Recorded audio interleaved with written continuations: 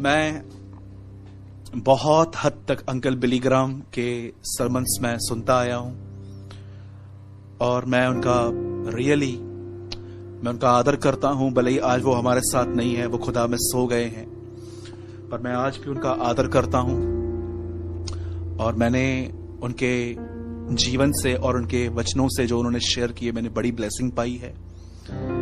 No doubt मैंने उनके वचन कभी शेयर नहीं किए हैं, लेकिन मैं अपनी पर्सनल लाइफ में उनसे बहुत ब्लेस्ड हुआ हूं। मैं आज उनका एक वाक्य बता के, एक छोटी सी बात बता के मैं इस वीडियो को यहीं पर समाप्त करूंगा।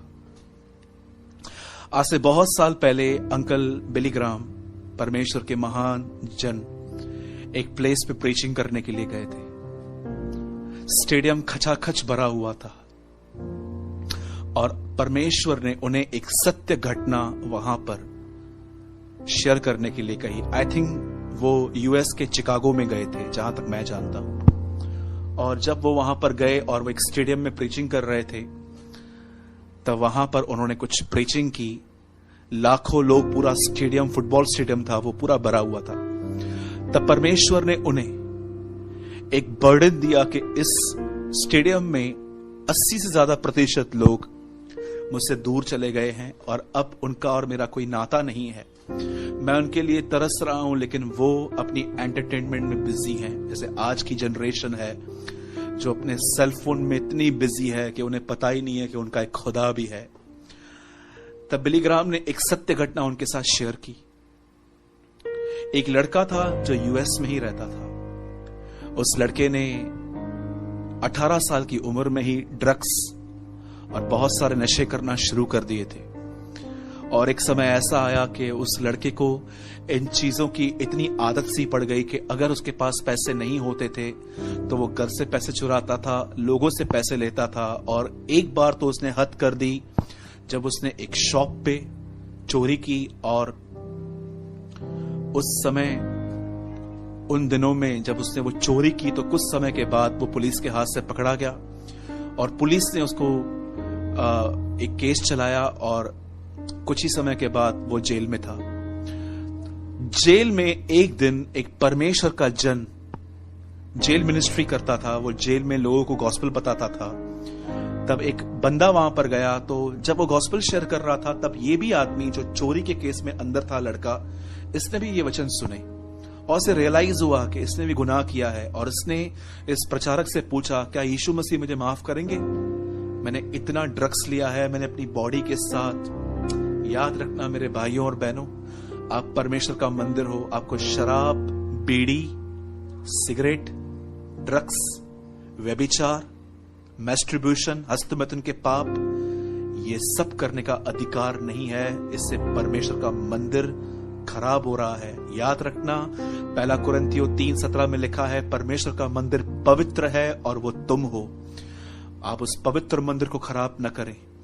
मेरे भाइयों और बहनों, जब उस भाई ने ये वचन सुने उस प्रचारक के मुंह से, तब उस भाई ने अपनी जिंदगी खुदा को दी और उसने अपने घर में 2 महीना, जब उसकी सजा पूरी होने पर थी, तब उसने अपने घर में एक लेटर लिखा अपने माँ बाप को कि मैं वापस आना चाहता हूं, क्या आप मुझे अपने घर में आने देंगे? क्योंकि उसकी फैमिली उससे इतना डिस्टर्ब हो गई थी कि जेल में आने से पहले वो 15-20 दिन पहले वो घर से निकल चुका था। तब इसने अपना मन फिराया जेल में, प्रचारक को सुन के, वचन को सुन के, और अब से अपने घर में एक लेटर लिखा और उसने उसका रिप्लाई मांगा, पर कोई रिप्लाई नहीं आया। जब इसकी सजा में सिर्फ 15 दिन बाकी थे, तब उसने एक और लेटर अपने घर में लिखा कि मैं सच में सुधर गया हूं, मैं वापस आना चाहता हूं, क्या आप मुझे ग्रहण करेंगे?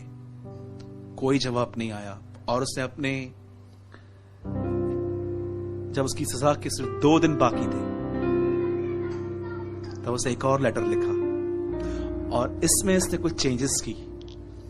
इसमें उसने लिखा कि मैंने यीशु को ग्रहण किया है, मैं वापस आना चाहता हूं, मैं घर की तरफ आऊंगा और अगर दरवाजे के बाहर एक पीला झंडा, येलो फ्लैग लगा हुआ रहेगा, तो मैं समझ जाऊंगा कि आप मेरा वेलकम कर रहे हो। अगर ये फ्लैग नहीं लगा होगा तो मैं वापस चला जाऊंगा, मैं फिर कभी नहीं आऊंगा। जिस दिन वो जेल से रिहा हुआ, उसने अपना ब्लेजर पहना, कोट पहना, उसकी दाढ़ी थी बहुत, उसने शेव करवाई, और जब वो अपने घर की तरफ रवाना ही हो रहा था तब उसके मन में एक ही चीज चल रही थी, येलो फ्लैग। क्या येलो फ्लैग लगा होगा?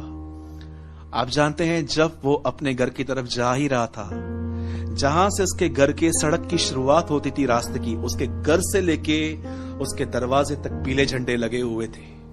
उसका वेलकम हुआ।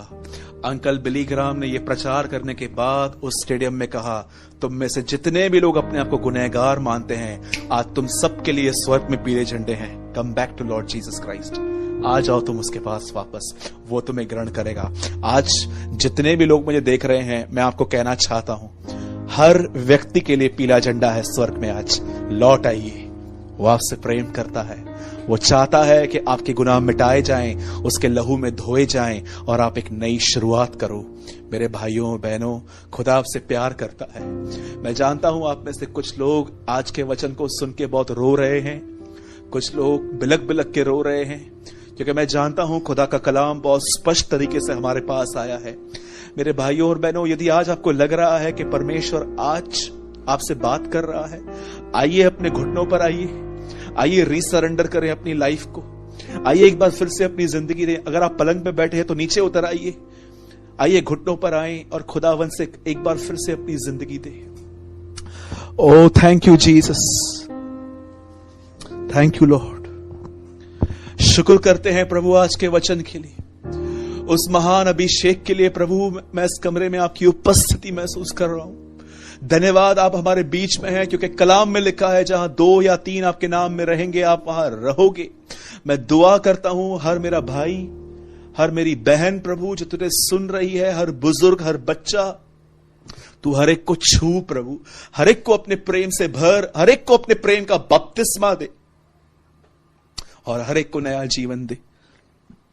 देख प्रभु, हम लौट आए हैं, लौट आने में ही तुम्हारी भलाई है। होशे कहता है, हम पर दया कर, हम पर अनुग्रह कर प्रभु, हम पर रहम कर। हम विश्वास करते हैं आपने हमारी दुआओं को सुना।